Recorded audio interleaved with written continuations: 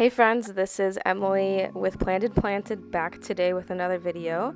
Today I'm super excited to share with you guys the setup video for my 2025 reading journal. I have to tell you, this video almost didn't happen. I was running into so many issues with filming and transferring the videos and storage space and recording that it almost didn't happen, but it's done, it's here, and that's all that matters now. I also have an accompanying blog post linked in the description below that has some still photos of all of these spreads. If you watched my 2024 reading journal setup video, you will recognize this journal because it is the exact same notebook.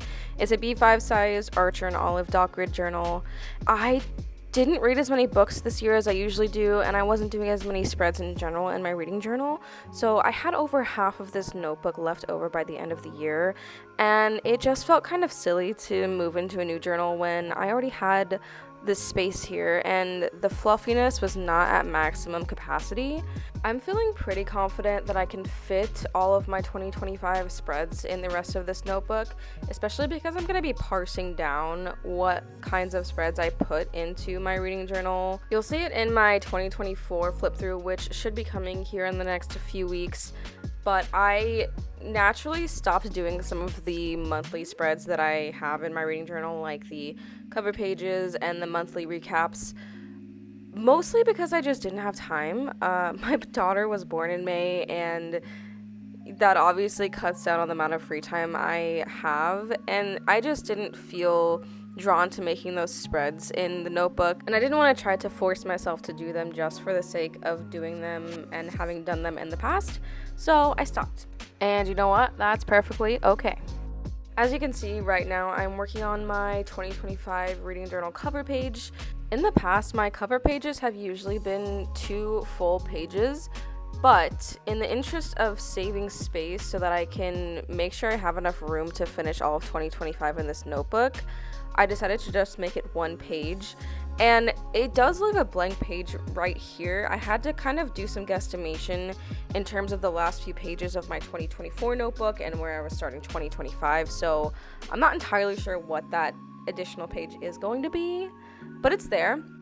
For this page, I am writing 2025 in some cute little lettering on a spare piece of craft paper that I have, and just placing it into the notebook. I originally had it just on the white page, but I decided to make it give it a little zhuzh, a little something extra. And now I'm going in with a different colored Tombow dual brush pen, a light gray color that I like using for some drop shadows. And I'm adding some drop shadows into the lettering just to make it pop a little bit. I'm using the Tombow Mono permanent adhesive tape runner to tape everything in here. This is my favorite tried and true tape runner that I have used for years, and I do have it linked below in my Amazon storefront. I have tried to link as many products as possible between my Amazon storefront and other links in the description, but I have been journaling for several years and I have a lot of supplies. Not all of them are available or in stock anymore, so if you have questions about specific things, just let me know in the comments and I'll try to get you an answer. I don't necessarily have a specific theme for this setup, but I am going to be using these storybook washi tapes from Archer and Olive quite often throughout the notebook, as well as some of the stickers that were with this collection. If you have seen any of my other YouTube videos or follow me on Instagram, you'll know that I'm not super heavy on illustrations in my notebooks. I don't feel like I'm a particularly strong illustrator, so I opt to use stickers and washi tape and other elements, and that's totally fine. It keeps things simple for me.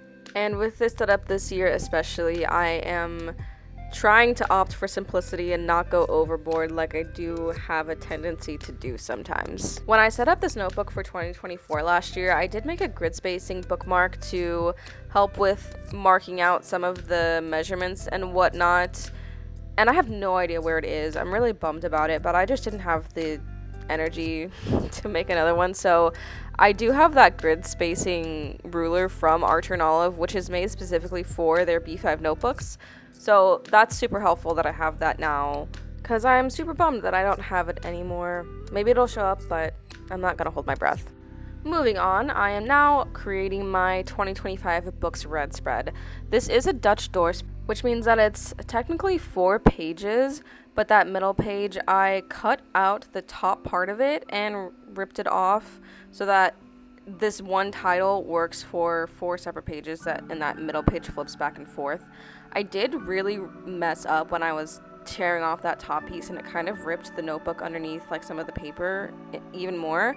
I don't know if you can see it very well on the video, but I did mess that up, and I had to go in with some clear tape to paste it back in and make some corrections, but obviously it worked out decently well because you can't really tell that much from here. Now I'm adding in the borders where the little book covers of the books that I read will go throughout the year. I went ahead and made 64 of these squares because that's what I've done in past years, and that's what I have the page divvied out for already. I only read 45 books in 2024, and don't really foresee that number growing by a whole lot this year, but ultimately I would rather have too many spots than not enough, so I just left it as is. I forgot to do it here, but I do go back in later with my light gray Tombow dual brush pen and add the numbers of the books in so that when I paste a book in there, I can kind of see what number of book I'm on at that time. This next spread is kind of new. It's really 2 trackers in one page. So the first tracker that I have on here is new to my reading journal. It's days I read and finished a book. I got this idea from Rachel from All the Rad Reads. It's essentially a take on a year in pixels tracker where you have a table that has a little square for each day of the year, and then you color in that square based on whatever you want. So what I'm doing is every day that I read, whether audiobook or Kindle or print book, every day that I read, I'm going to color in the square for that day. And then every day that I finish a book, I'm going to add a black dot in that square that's colored as well. I am going to be coordinating each color with the month, so essentially every column in this tracker is going to be a different color, but I just think it will be cool to visually see how often I'm finishing books. I mean, I only read like 4 to 5 books a month, but I think seeing if there's like a particular day that I usually finish a book, like maybe on a weekend, or if I tend to finish more books at the beginning of the year versus the end, I think that'll be cool to see, so I'm excited for this tracker.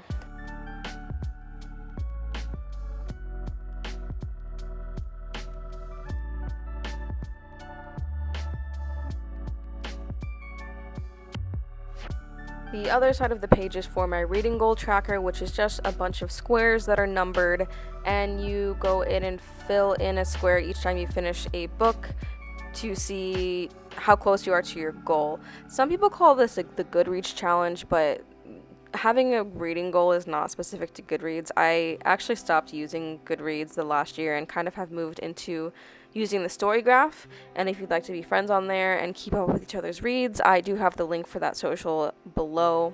But anyway, this used to be a full single page spread, but I condensed it down in the interest of saving space. Right now I'm making a little tip in that's going to go on the side of the page. It's going to fold in, and it's going to be a color key that just says which color of Tombow marker I'm using for each month, because I'm using month color coded tracking for each of these trackers. I find that filling in my reading goal tracker, especially based on the month, just gives you a little bit more information at a glance in terms of which months are more reading heavy than others.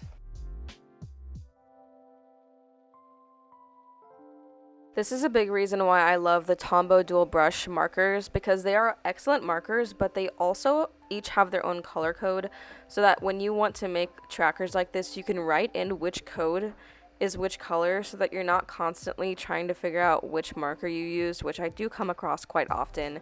I actually make a little tip in for the 2025 books read spread that I forgot to make during this video, but you'll see it when I'm flipping through all the pages later.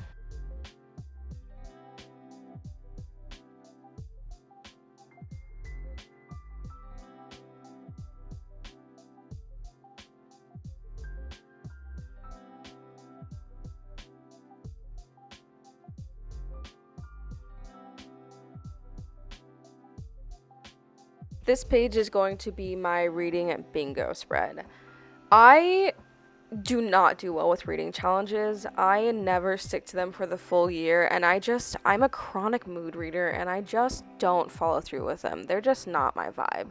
But I do like having a little bit of a push, a little bit of a challenge to make sure that I'm diversifying my reading and getting a little bit out of my comfort zone. So a reading bingo is the perfect way for me to get a little bit creative with the books that I'm reading and still keep my sights on some of these areas that I may be lacking in without the pressure of filling out a certain prompt every month. I thought of these prompts after the video, so I don't have them in here, but the prompts are an ace main character, 600 plus page book, classic novel, MLM story, an ARC, trans or non-binary author, start and finish a series, book that's been on your shelf for 2+ years, a graphic novel, a thriller mystery, a booksta or book talk fave, a Greek retelling, reread a book from your childhood, translated book or story, a poetry collection, Hawaiian author, a book on writing, an anthology, published my birth year,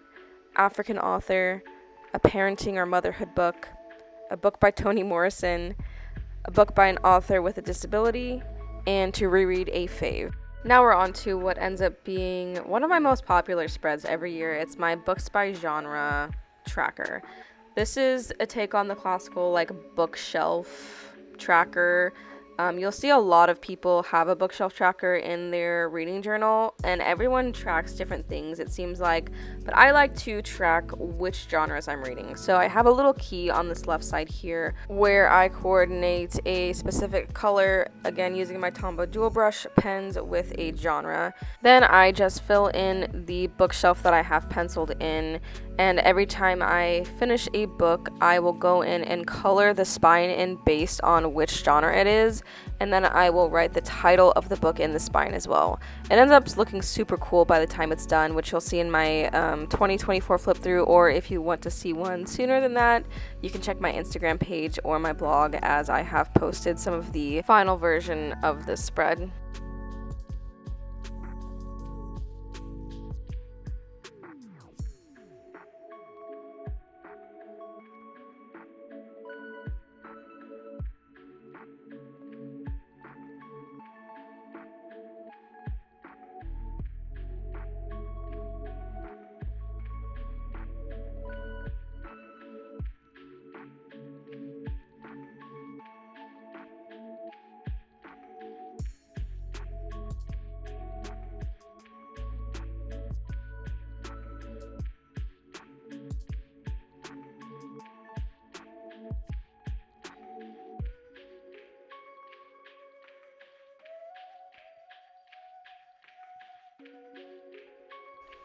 I normally draw in some plants on these shelves by hand, but I really wanted to not do that this year.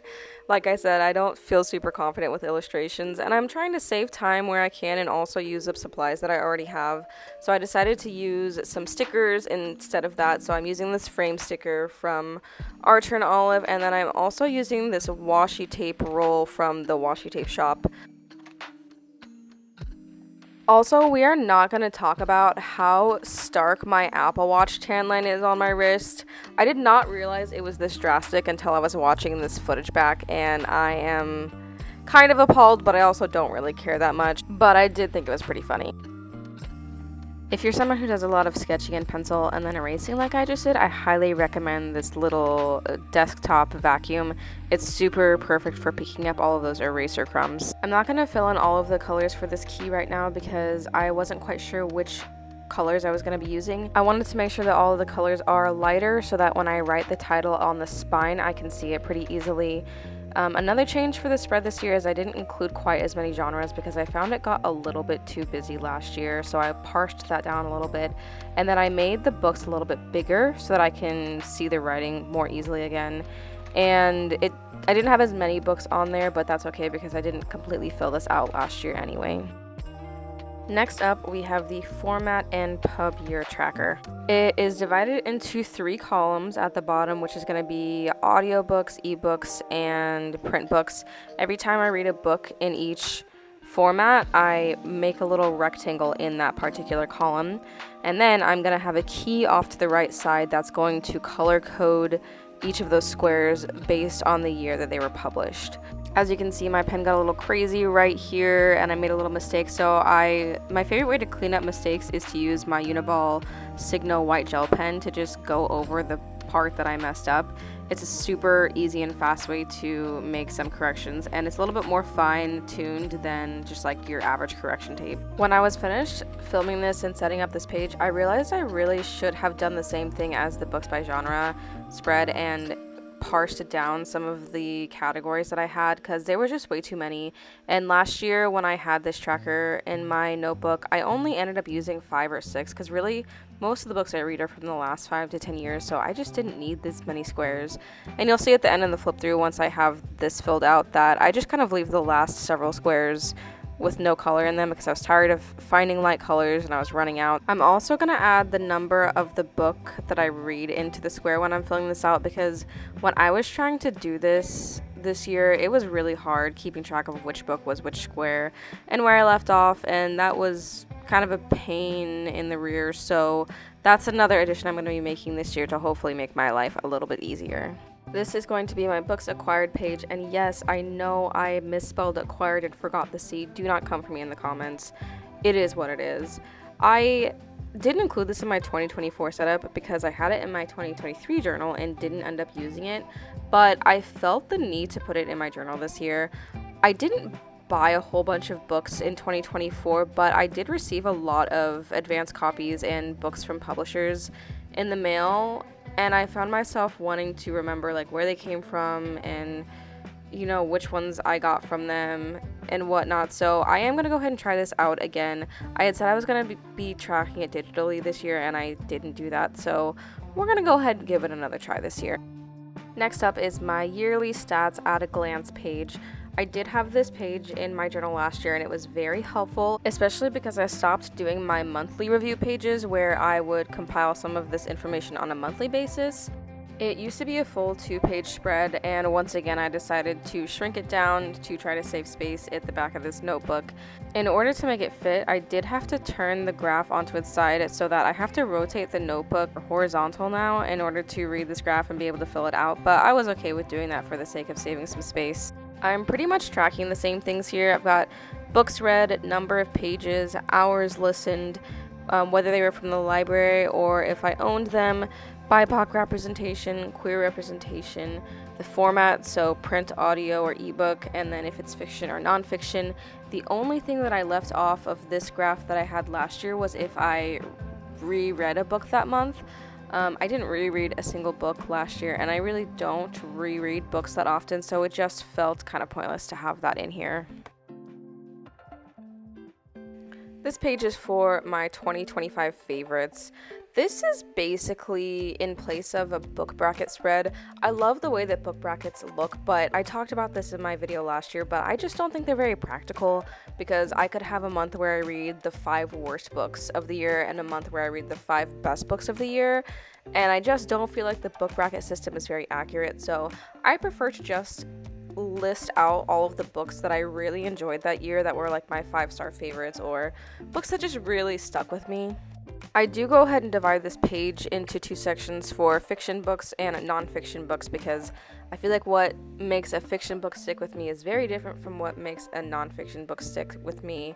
So I have the 2 separate categories, and this is really pretty similar to how it was last year, except I did make this horizontal spread instead of vertical like it was last year, just because it looked a little bit cleaner.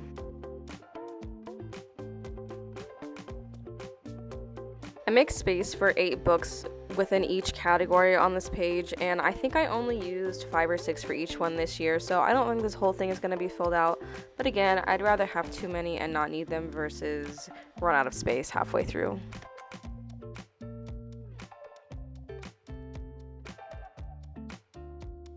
This page is also brand new to a reading journal for me. It's called Hype Factor. I separate the page into 3 separate groups. So one of them is overhyped, one of them is just right, and one is underhyped. I made this page because most of the books that I read are books that I get influenced from on Instagram or TikTok, or even somebody talking about it in real life. And there's some books that I see more often than others, and quite often I find myself thinking, oh wow, there was a lot of people talking about this book, but I don't feel like it was worth the hype. Or maybe I'll read something that I only saw one person talking about, but it was amazing, and I'm like, there should be way more hype for this book. So that's kind of the point of this spread. After I finish any book, I'm just going to print out a really tiny cover of it and put it in any one of these categories. I really don't know how this is going to turn out by the end of the year. It's something I had started tracking on my Goodreads by separating them into different shelves. But since I don't use my Goodreads anymore, I was like, hey, let me just put this in my journal instead.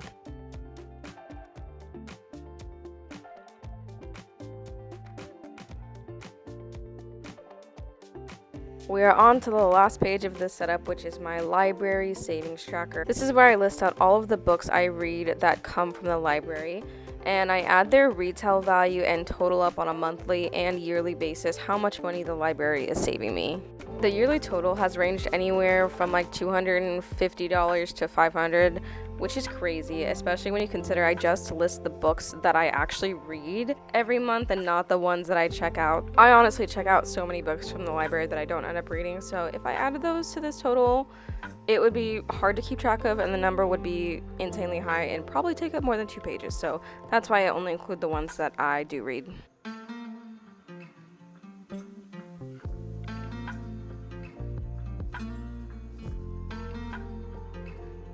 And that concludes my 2025 reading journal setup, so let's go ahead and go back to the beginning and flip through all of the pages. I'm pretty happy with how all of the pages turned out. I didn't get super crazy with any of them. I, for the most part, stick to what I know works for me, and it still looks super cute. Thank you so much for watching this video. I hope you enjoyed it. If we have any spreads in common that you're also using in your journal, I'd love to know, or any new pages that you're particularly excited about. I'd love to hear about them in the comments.